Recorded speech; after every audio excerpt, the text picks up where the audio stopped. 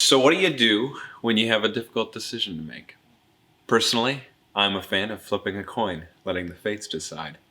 Or doing the complete opposite and overthinking things, making a pros and cons list to decide, possibly even a Venn diagram, which definitely wouldn't help in a situation like that. How do you make difficult decisions, specifically between something that you really want to do and something that you know you probably should do but really don't want to do? We've been in a series called What to Do When You Don't Know What to Do. We've looked at what to do when there's family tensions, what to do when there's literally nothing that you can do. And this week we're looking at what to do when faced with a difficult decision.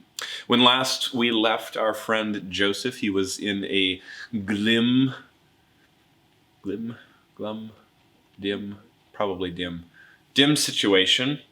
Sad situation is what's going on with him. And he was sold into slavery. Things were not looking good for him. But now things are getting better because he was sold to a guy named Potiphar, and he's kind of rich. He's an official of Pharaoh's. He's captain of the guard. And as Joseph has worked for him, Potiphar has noticed that he's a good manager, that God seems to be with him. Everything that he touches prospers. So he has decided to set him as manager for his entire household. So things have gotten better for Joseph. But as with all good story, tension is around the corner. Potiphar's wife notices that Joseph is quite handsome and asks him to do married people things. Hence the tension. Now Joseph has a difficult decision to make. Does he say yes or no to Potiphar's wife? And before you say, Brax, this is a Sunday school answer, he should not do it. It's easy. It's not that easy because life is a little bit more complicated than a simple Sunday school answer. Am I right? Can I get an amen?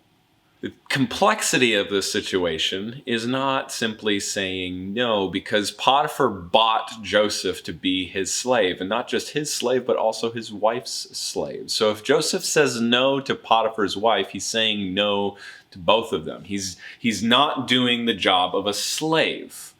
So you see how it's a little bit more complicated than what we might originally think. So what do we do? What does Joseph do in a situation like this? Well, with Joseph, I see that he does three things really well, and it's those three things that I want to focus on.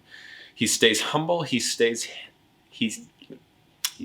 humble, he stays simple, and he stays close. So imagine you're Joseph. You've been sold into slavery. You've now, you're a self-made man. You've come up from the bottom, and now you're the manager of this entire property for this really important person. You could go, you know what? I deserve this. I deserve to commit adultery with Potiphar's wife. You see, pride can get us to think that we are better than or more important than the rules that God has given us. We start to make allowances for ourselves that we wouldn't normally make allowances for other people because we're prideful. We think that we're better than the rules. But Joseph doesn't do that. When he is responding to Potiphar's wife's proposition, he acknowledges that he is a slave of Potiphar and that Potiphar has kept back his wife from Joseph. Besides that, everything is his. So he acknowledges who he is and humbly says no. So that's the first thing. When faced with a difficult decision, especially when you're being tempted, stay humble. Know who you are, that you are someone's slave, that you are not your own master, but that God is your master. Stay humble. The next thing that he does really well, I think, is he stays simple. He doesn't dive headfirst into the complicated waters that Potiphar's wife is waiting around in. He doesn't see the situation as complicated because other people see it as complicated. He sees it as simple because God sees it as simple. The simple command that God has given to his people that Joseph has in mind here is don't commit adultery. So you know what Joseph is not going to do? Commit adultery. It's simple because God's command to him is simple. I mean, this is how we tend to get ourselves into sin, is we complicate things. We go, is it really a sin for Joseph to commit adultery here? I mean, wouldn't it be a sin to say no to her? No, it's not a sin because he's honoring God. He's obeying God. And that's the first thing that he has to do. So he stays humble, he stays simple, and I think the goal of these two is the third one, and I think the third one is the most important. He stays close. Listen to Joseph's response. After he tells Potiphar's wife, look, I have everything that your master has except for you. He says, how then could I do this great wickedness and sin against God? You see, he's not concerned about hurting Potiphar's feelings here, and that's why he wants to say no. He's not concerned about hurting Potiphar's wife's feelings and then saying yes. He's concerned about his relationship with God, because he knows that if he pursues this pleasure with Potiphar's wife, that there's going to be guilt and a rift between him and God. And yes, she is offering him a real pleasure, but he sees his relationship with God as more pleasurable than what she can offer him.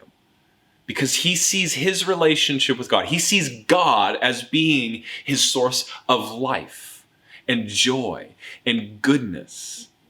He sees God as his purpose. He sees God as what he was made for. So he says no to a simple, tiny pleasure that Potiphar's wife offers him. He stays close.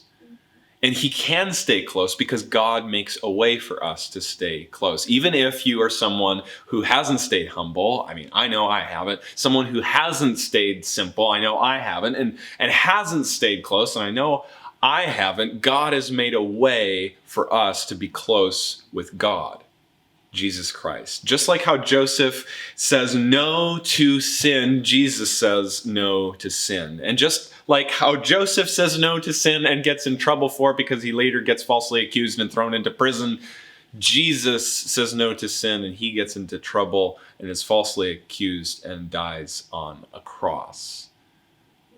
We see, one, that things don't go well for the person that says no to sin, but also that because Jesus said no to sin, you can say yes to God because God has said yes to you.